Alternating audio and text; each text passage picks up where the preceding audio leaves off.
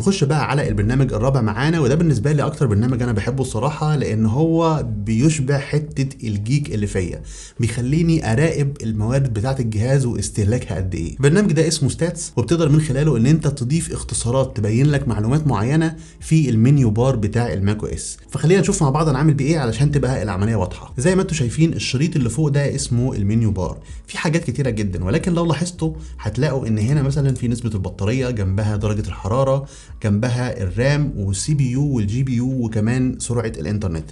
كل دي حاجات انت ما تعرفش تعملها في الماك او اس غير من خلال برنامج، وبرنامج ستاتس ده هو اللي بيعمل الحاجات دي كلها. ولو دوست على اي ايقونه منهم بيظهر لك معلومات اضافيه كمان، يعني زي ما انتم شايفين السنسورز، الرام، السي بي يو، الجي بي يو، وحتى سرعه الانترنت، بيجيب لك المعلومات دي كلها بشكل سريع وسهل. البرنامج نفسه من جوه بتقدر تحدد شكل مخصص لكل اختصار من دول، وبتقدر تحط اختصارات كتير انا مش حاططها مثلا، يعني